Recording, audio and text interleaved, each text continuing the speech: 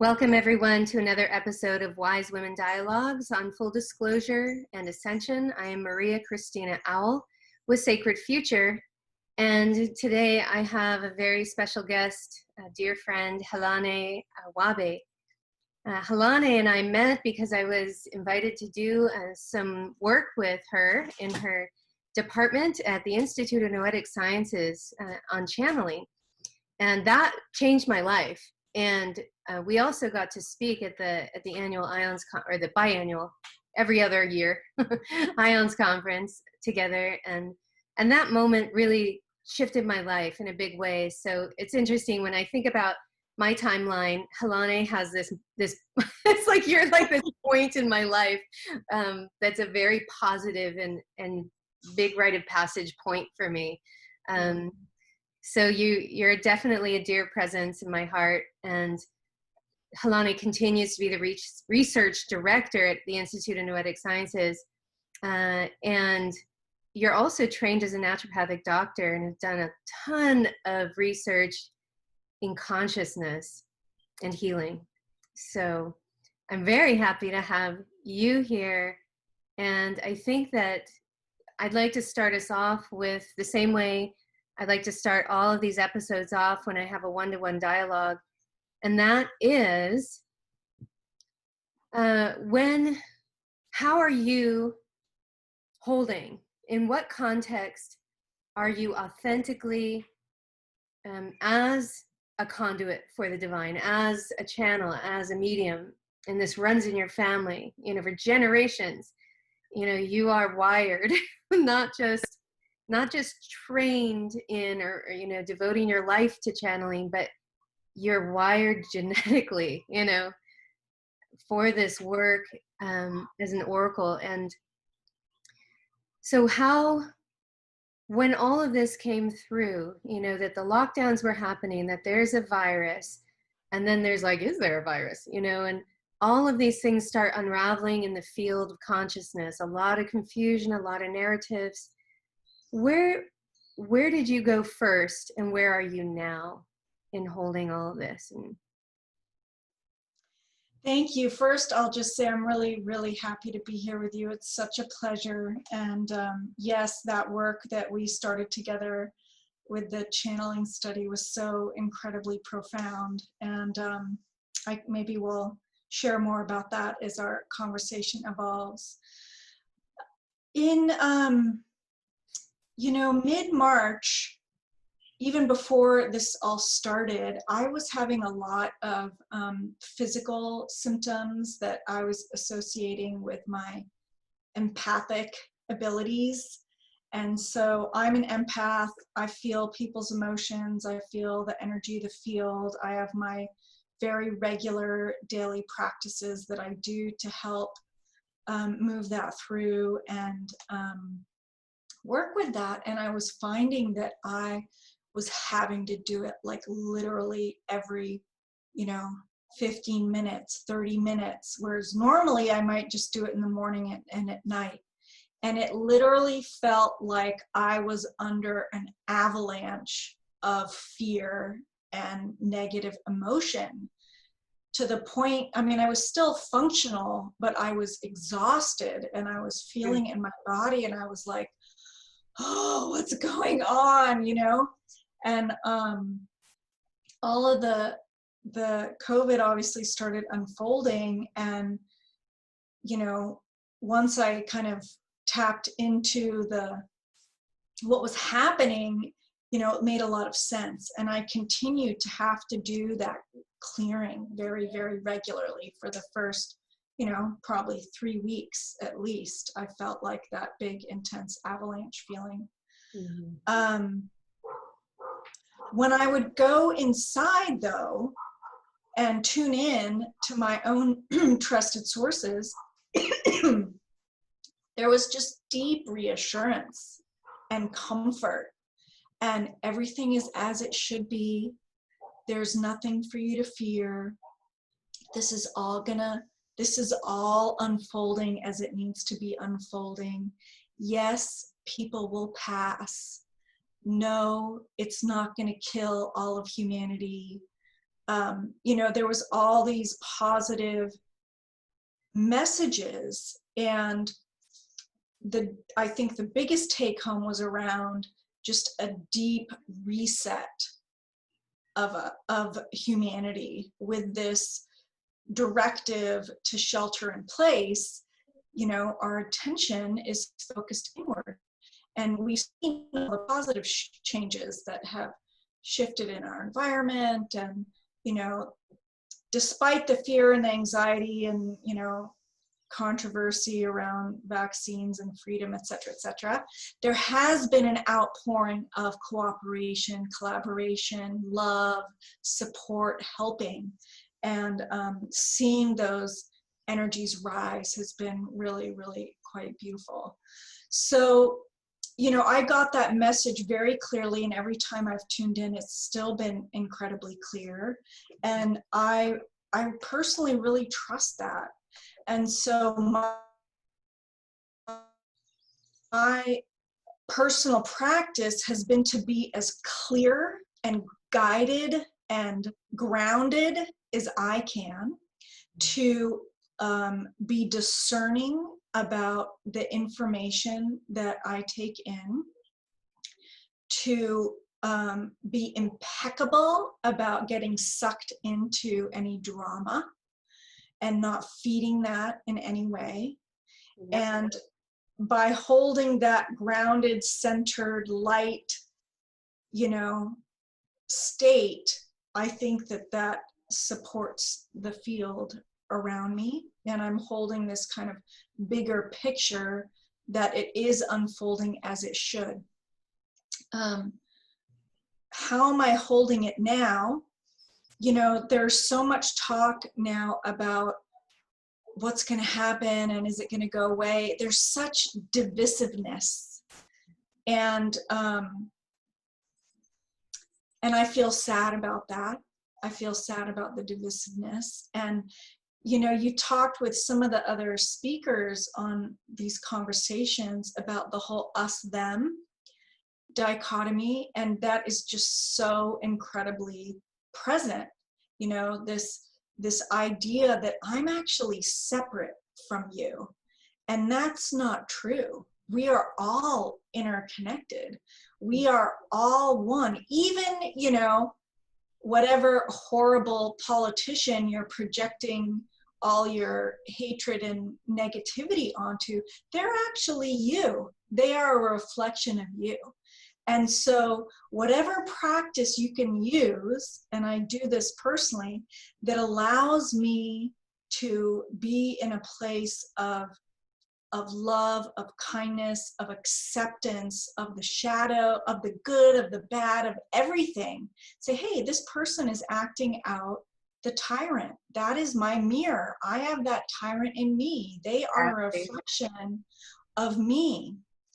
And so the more that we can do that, the less drama, pain, suffering, etc. will continue going. And you know, some people might call me naive or like my head's in the sand, but I don't believe that that's true. And yet, because of that vigilant practice every single day, I have a really incredible bubble of happiness around me. Like, my life is very filled with joy and ease and grace. And I'm incredibly grateful for that.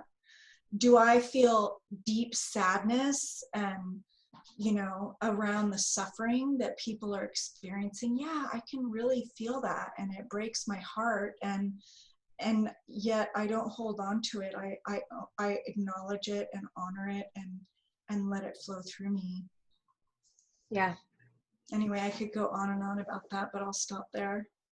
Oh, that's great. That's great. Thank you so much. And I think that, you know, I love what you're describing, that you're in this field of joy, and that's, you know, that. And I also love that the guidance and the wisdom that first came through when you dropped in around all this. It's like tracking the symptoms, and then the news came out It's like, okay, it's come to the United States. We're going to lock down the country. All of this. And then the wisdom comes in of like, oh, this is, it is a rite of passage for humanity. Humanity is in this great transformation, and it's okay. And, I love the analogy of like the birth canal and the infant that's about to be born, and the contractions, that's when they get the hardest. It's like they get so strong, and that as infants we actually think we're about to die, and instead we're pushed out into the light, these light and faces, eyes looking into our eyes, and touch and air coming into our lungs, and it's like this whole other experience. And it's not that we were dead and now it's like we were alive in the womb. It was just the womb. It was just a completely different density and viscosity and sensory everything than once you're out of the womb, Right. And that's such a true analogy for me when I think about these times and what we're in this birth canal. And there is like the gentle reassurance of the mother, so to speak, or of the nurturing, universal creative force. It's just like, no, this is part of it. You don't get to skip this part if you really want this world, this world to change. Yeah. So. Yeah, that's beautiful. I think one of the biggest challenges that I see people struggling with is just a discernment. It's like there's so much information, and what's right, what's not right, and people are looking for the right things to do out, and they look for that outside of themselves. And I agree that it is important to gather information to a certain respect from sources that you trust, and yet do you then just blindly follow that? And my answer to that is no. Like, there is a discernment that must happen for every person to sit with that information, say, okay, how does this resonate with me? Does this resonate as truth? Is this a truth that I need to actually take action on in some way? And have your own inner compass about what is real and not real. Because, we could go on and on and on about all the stuff that's flying around out there. Yeah. It's so sticky. It's so sticky. It is. It's very, very sticky. And it's very easy to get sucked into fear. This whole piece around limiting freedoms or like forced vaccinations and it's like, okay, thank you for sharing. That totally doesn't resonate with me. I have no interest in doing that, and until someone's like about to throw me in jail for it, not doing that, I'm not going to worry about it. You know what I mean? Like, it's not knocking on my door in this moment. And so it's like, okay, here's information. I hear that may be a future, but it's not here in my reality in this moment. So I'm not going to get into fear and anxiety about it. Can I be vocal in some way to say that I don't want that for myself or my community? Sure. Can I take positive action? Yes. Have your voice be heard. It's not like you just sit there and not do anything, but yet there's a tuning in of, is there a right action for me to take based on this information and how it resonates as truth or not truth to me? Exactly. I love what you just said about that, because the anxiety and the fear, the confusion, to just be in that every day and lose sleep over it. And really it's the confusion. It's like you get a piece of information that goes against your deepest values, and that it may be mandatory for ... whatever. Right. Goes against your deepest values, and then you're suddenly hooked Right. into a narrative, you know, that if you continue to have that fear feeding that, it's like then you're feeding that narrative and you're giving it energy. And the more you imagine what you don't want and what you might be forced to do, the more you're channeling your actual visions and the power of your thought towards that image, you know. And it's like, and I'm right here, I've been doing that. Right. Well, what's Tapping myself in. amazing, I know, there's two super important pieces about that. One is neurologically, your brain can't tell if it's real or imagined. So you imagining that future neurologically in your nervous system is the same as it actually happening. So when we say we're creating our reality, from the nervous system perspective, you are. I mean, it's totally incredible to think about that, right? And then the other piece that's so important is that, you know, this is a virus. It's a health issue. It affects our immune system. When we're in fight or flight, when we are in survival and fear, it depresses the immune system. So being in fear and anxiety actually makes you more susceptible to getting sick, whether it's COVID or something else. And so it's like this self-fulfilling prophecy in terms of the health. And, you know, the best thing you can do to build your resilience is to not just mentally say, oh, I'm fine, everything's fine, everything's fine. Right. It's to do whatever practice you know of that allows you to get into that relaxed, loving, joyful space. Yeah. Yeah.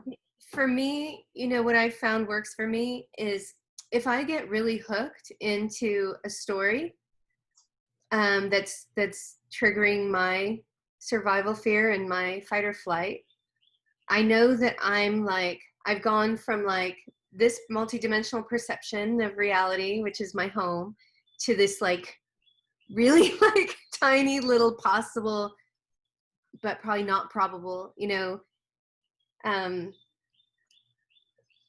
like miasm story, you know, illusion. And it's like I've literally taken this vastness that I am and squeezed it into this tiny little compartment. Yeah. And Like, yeah, and it's like no wonder I feel so uncomfortable here. I'm just like, I can't shrink myself down that much and feel authentic and real. And then I start panicking, like claustrophobia, right? And what I notice is like the minute I just touch into one truth that connects me to my vastness again, I immediately like, you know, like puff back up and take up that space again and that broader viewpoint of the whole context of it. You know, this is like I love that it's like we're each individually evolving. We're each individually taking these leaps, you know, and it's very unique to us what the lesson is right now for us. right. For us to do. It's like for us to look at what is ours to learn around ourselves here, and self-love and love of others, unconditional love of others, you know. And then it's like that's the human journey, and then our planet is on a journey, you know. It's like there's this greater planetary leap that's happening, but then there's this greater solar system leap. The sun is going through a major evolutionary leap, therefore all of her children, the planets, in her care. But then the galaxy, you know, it's like, wait a minute, you know, this is so much vaster. Yeah. And you think I'm just that one little tiny piece, but that piece matters, you know? Yeah, we are It's part of beautiful. it. Yeah. I mentioned that avalanche in the beginning. I know for me, one thing that is so helpful is when I start feeling that fear and anxiety, is to check in if it's actually mine or not. You know, like if I'm getting sucked into a story, it's like, wait a minute, why am I getting sucked into this story? Is this really my energy? And then I do my energy clearing and it's like, oh, that wasn't even my fear. It wasn't even my anxiety.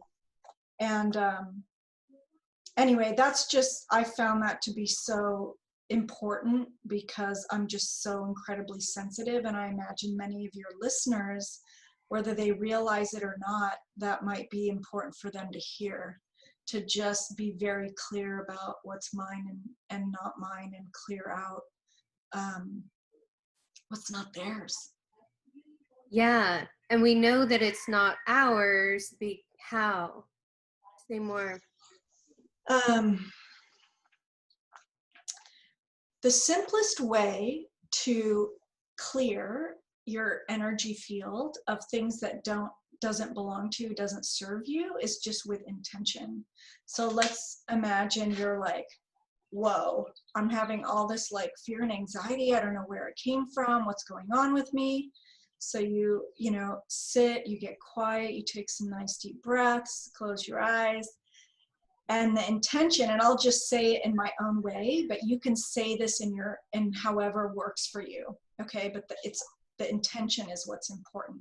So any energy that does not belong to me, I send back to source, cleansed and purified, provides for my highest good and the highest good. Go now with intention. Imagine that going, leaving your body.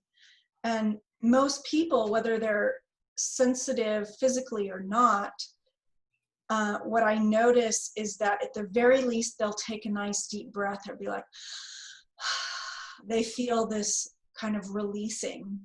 And then when that feels complete, the next step, which is fun, is to call back your energy, because as we move through our lives, moves through our day, we can leave little pieces of us. So let's say I got, caught in something with my son in the morning, or with my husband, or whatever, left little pieces of myself around the house, if you will, then I can call that back in the same way. So, for that, I usually imagine a golden orb above my head, and then imagine all that energy coming back in, cleansed and purified. And it's basically, so now I can do it so quickly. It's just a go now intention, and then come now intention. So it's the clearing and the calling back. And I love when you describe this, I'm listening to you and I'm like, yeah, and Helane knows that this works, because you're a scientist, you study this and you measure it and you collect the data on it, and you can, it's like, it's not, I love that you bridge the worlds in that way. I've always loved that about you, that you're able to live in both worlds. And it's like, when you talk about the power of intention, and you talk about imagining a ball above your head and calling the parts of yourself in, so that you can be whole and you can be discerning and in integrity in yourself. It's like, that that's actually happening, because you actually study this and have, bring people into the lab and measure their brain waves. And it's like, collect data on these truths. I do, but I will clarify that I have not studied this one exercise. I would love to. It would be totally amazing. It would be cool to see if there were any shifts in physiology from the clearing and the calling back. What we do have lots of studies on is just intention, and that intention matters, and that when we direct our focused intention to cells, plants, non-human animals, there have been hundreds and hundreds of studies showing that our intention makes a difference. It makes a difference in our physiology and healing. And, there's simple like remote staring exercises, like when you are staring at someone and they're like, oh, and they turn around because they can feel you staring at them. Anyway, I could go on and on about the intention piece, but yes, that has been well studied. Although I haven't studied this exact exercise besides my own personal study, if you will. Yeah. Well, I think that's so relevant as well, just to kind of like keep rolling with this topic of intention, but take it to global. Many of us participated on April 4th in the global meditation. Yeah. And I was here with my husband and another friend, Callie, who's actually one of the women in the Wise Women Dialogues. And we were here, and we went in an hour before the actual time of the meditation started globally. We went into meditation. We went into a channeling, and we connected with the higher density helpers, and they brought through, this transmission for us. And then we're like, okay, the world is about to join in, and so we went into a quiet space, and I felt everybody join in. I mean, I'm sure some people started early as well, but it was such a visceral, like energetic, massive tidal wave of difference from like just our threesome meditating, and then suddenly this like, what, my whole body went into this like, whoa. It was incredible. And then to find out, I mean, there were over 1 million people holding That's amazing. attention at that point. And then the Schumann resonance, of course, was up at 78 for 2 days during the 4th and 5th, I believe. So the power of intention globally and our consciousness globally for healing. Do you want to take that and run? Well, yes, we're IONS has been a partner in the Global Consciousness Project for decades, and that was created by Roger Nelson. And those are basically, have you heard of that? Or No, I haven't. Tell us more. okay, so that is a network of random number generators that are distributed around the world. And so what random number generators do is they are continuously producing random data. So imagine a random stream of zeros and ones. Now, if you took that data and you looked at how many zeros and how many ones there were, it should be even. There should be the same number of zeros and the same number of ones. So this study has been ongoing, and the formal study ended in 2015, and it was over 500 events, global events, that were measured to see if there was a shift in these random number generator data. And it was vastly significant that when there are times of deep cohesion in humanity, whether positive or negative, that there would be shifts in the randomness of the data, which is quite fascinating. So Roger Nelson did an analysis for the April 4th meditation, and it's on his Facebook page, so you can check that out and see. In this moment, I can't remember if there was a significant shift, but you can check that out and see if there was. But there have been numerous large global meditation events that have shown shifts in that data. Yeah, absolutely. We also just, this year is Florence Nightingale's 200th birthday, and so this whole year is declared the year of the nurse midwife, which is obviously so relevant considering our healthcare workers and so much of their selfless service right now. So we did another big event on May 12th for global coherence, and there's global pulse events happening all the time, and Unify. And our whole next month at IONS on Fridays are dedicated to collective consciousness. And what is collective consciousness? How do we maximize it to support us? How do we study it? How do we shift it? Is it its own entity, if you will? Does Gaia have a consciousness? And what makes that up anyway? So it's really interesting questions that we'll be talking about. That's awesome. Yeah. And let's just tell people now how they can participate or sign up. Yeah. If you go to www.noetic, noetic.org, and the top banner, there's a link called Awaken Now, and it has all of the the talks. This last month, Consciousness and Healing, which I led, are also available online there. If you become a member, then you get all the recordings, which is fantastic. So if you aren't a member, I encourage you to sign up. Yeah, absolutely. I'm a member. Yeah, great. And these are offered at no cost. So they're offered for our community, just to be of service. Yeah, you guys have really been so there for the community. I've noticed that, just getting all the newsletters from you and going to the website every now and then. I'm always tracking you, Helane. Great, wonderful. What are you doing? Yeah. So, yeah, I mean, we're really committed to, there's so much hope in our message, because, if you are living in a materialistic paradigm where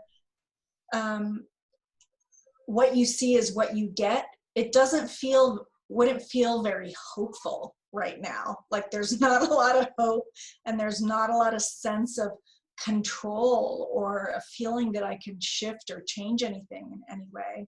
And I think that's one of the great kind of blessings or gifts in the research that we're doing, and the message that we're sharing with people is there's actually ways that you do have control, that you can take positive action in this time of incredible uncertainty and sense of no control in our world, financially, health-wise. I mean, you name it. There's not a lot of feeling of stability or security, or like there's, so it's all kind of moving around. it is. One of my teachers, longtime teachers, used to tell me, because I did a lot of training with her in group facilitation for transformation, like deep transformation, and learning how to facilitate groups through that. And when I was first starting that path with her, as a student, I would really be working with my attachment to wanting to be safe. Like the part of me that is just constantly grasping for safety in other people, in situations, in jobs, in living situations, relationships and intimacy, just, and that grasping for safety could look like me defending and pushing away and rejecting, or it could look like me being needy, or isolating, but it was a grasping for safety. And one day she just, when we were in the midst of this work, she was like, safety is an inside job. Right.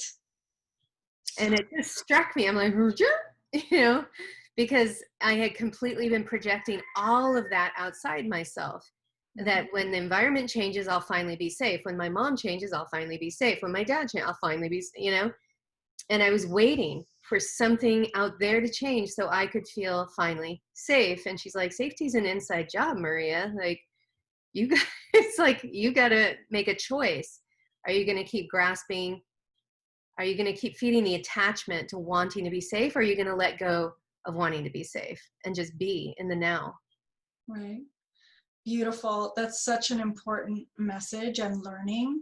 This grounding on things outside of ourselves, grounding our safety on anything outside of ourselves just doesn't work.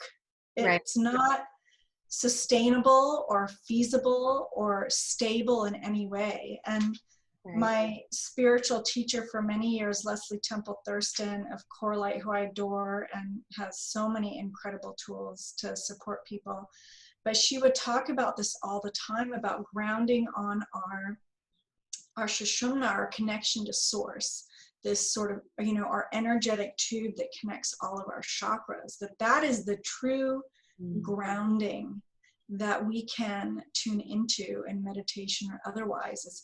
That is our core grounding and safety net, if you will, that is within us and available to everybody. And that grounding on relationship, home, governments, all of that crumbling away. Crumbling away. Yeah. So true. And she gave this really beautiful metaphor or image, if you will. You imagine a potter's wheel, and there's this lump of clay. And when the potter works the clay, they can get it in this really beautiful let's say they're making a bowl, and the wheel is spinning so fast, right? So if that clay is balanced and centered in the core, it can stay perfectly poised in the center of the wheel as the wheel's spinning around, I don't know how many miles per hour, right? But as soon as it gets off balance, or it tries to ground outside of its core, it gets wobbly, and then you got a lump of clay splattered against the wall. Totally. Right? So that's how people are feeling, because they're grounding on other things and they feel like a lump of clay splattered against the wall. Yeah. And it's painful, and there's a lot of suffering. For sure. A lot of disillusionment. Yeah. Yeah. I think that's so relevant. And, we were talking earlier about discernment, and they're totally connected. What you just named with discernment, and it's like safety is an inside job. If we ground into our central meridian channel and we're just home here, we're not looking outside, that's a place where we can have clear discernment, where we can be, totally linked in with our intuition and inner guidance system, where we can ask those questions. Oh, my mom just gave me this piece of fear information from this news station. It's like, how does that land? Ooh, it's like, is that real? Is that not? Is that a percentage? Is it real? Is it true? Maybe just 2% or whatever, 90%. Right. But we actually can have the discernment when we are here, in the integral container of ourselves. And I think that in these times in particular, there's more and more grabbing for our attention because of the presidential campaign in the United States. So there's more and more throwing, like slinging things, through the air. We're like watching these things being slung everywhere, trying to distract us, false flag operations, like psyops, all these social engineering things for good and for negative, and it's all to harness the power of the mass collective consciousness, the power of our intention, the power of where we put our energy is what creates reality. Right. All these different people, factions, organizations are trying to harness that from the masses. And it's like, wow, if we wake up to that and we really land in ourselves and know that we aren't disempowered at all. We are the most powerful things on the planet. Right. Love, and because we're beings of love and energy. And yeah, and it's amazing, I envision a time when, like, can you imagine if just one day all humans unhooked from that drama? Like, if we just literally took the hook out and completely detached, it would totally deflate, right? It just feeds off of the attachment and our hooking in of our intention and attention. It's amazing to me to watch it and observe it. It really, really is. I love that vision. Yeah. Back to your discernment thing, I do think that is so incredibly important. And I want to just highlight again that it's also about action and wise action. And what is your wise action? Because there are action steps that likely you need to take right now, and decisions that you have to take about your behavior. Am I going to wear a mask? Am I not going to wear a mask? Am I going to social distance? Am I not going to social distance? Am I going to go do this, not do this? And those are all really important decisions for all of us, right? And so rather than saying what's the right thing to do, I would invite all of us to ask, well, what's the right thing for me to do? What is my wise action? And not driven from a place of fear, but driven from love and what's highest and best for me and the planet right now. And you will be guided. I mean,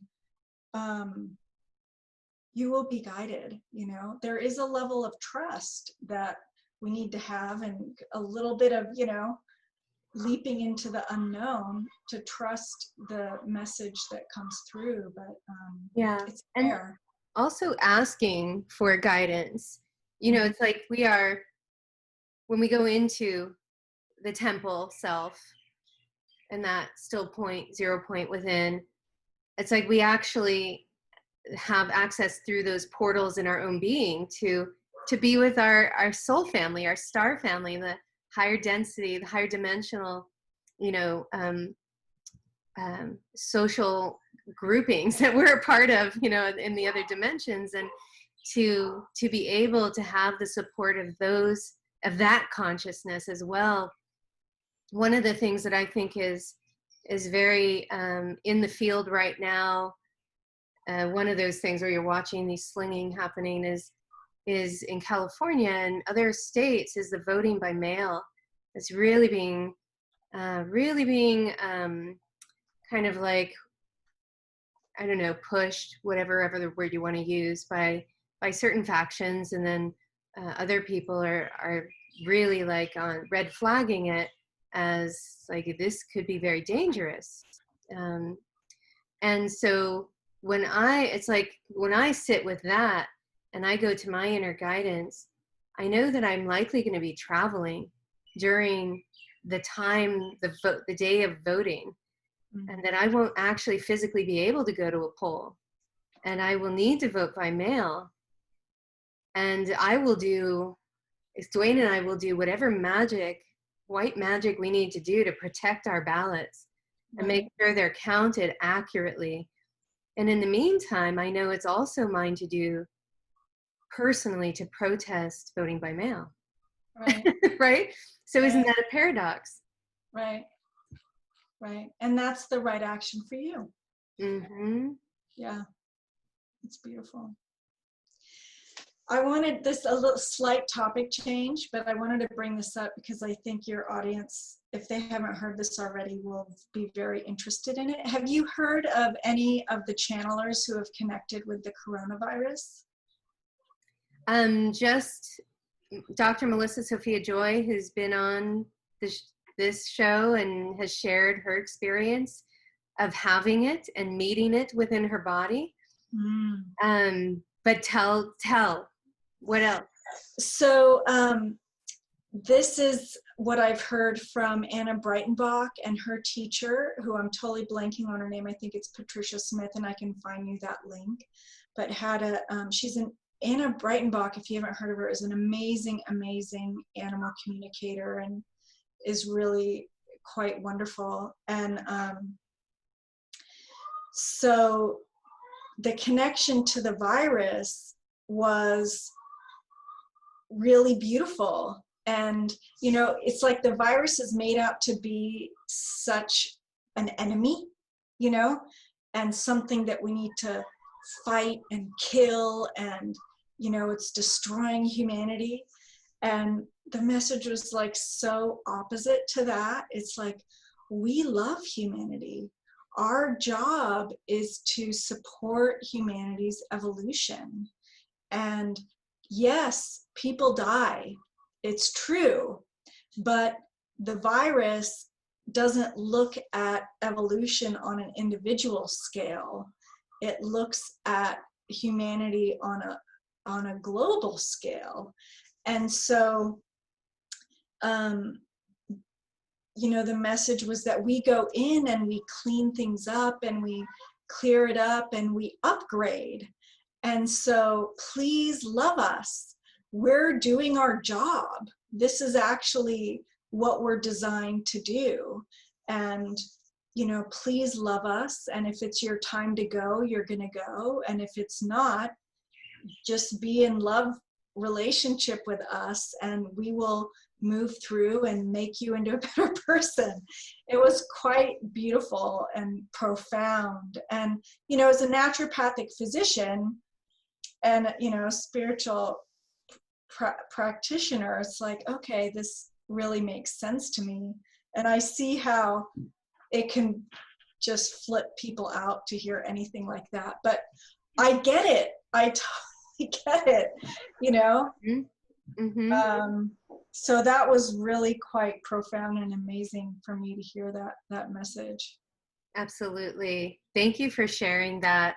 I think that that perspective, that encounter, the energetic, the spiritual encounter with life is so relevant, you know, and that she brought that through. It's a piece of the puzzle. Like it's a piece, it's a relevant piece for us.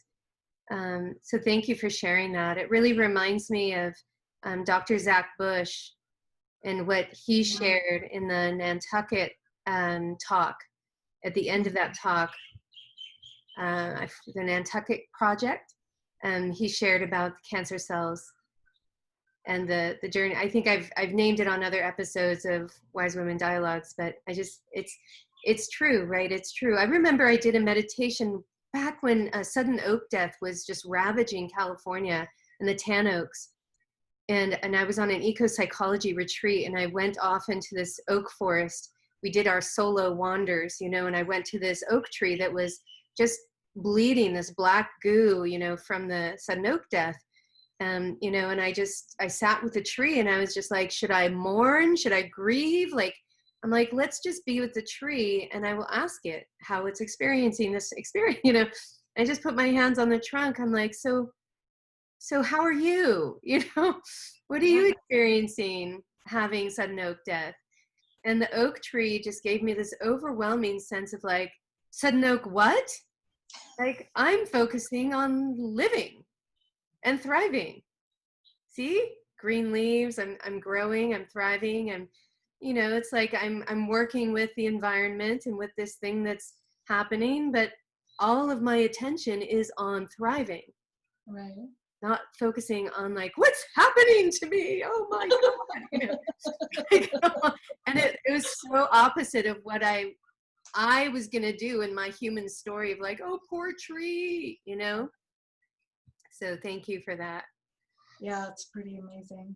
So I know that you have to hop off soon, and I wanted to give you an opportunity to just perhaps like, how can people follow you, know what you're doing, and get involved? And if there's anything else, suggestions or resources you want to name. Wonderful. So yes, www.noetic.org is the Institute of Noetic Sciences website. Become a member, get on our email list. We regularly put out information about the studies that we're doing. There's opportunities to participate in studies. One of my favorite projects right now is called the Noetic Signature. So at IONS, we're putting forth that we believe that everyone has the capacity to access this tuning in, right? This information and energy from beyond time and space, and that the way that people do it is unique to them. They have a signature that kind of describes how some people see, some people feel, some people write. There's so many different ways to tune in. And so what's your specific noetic signature?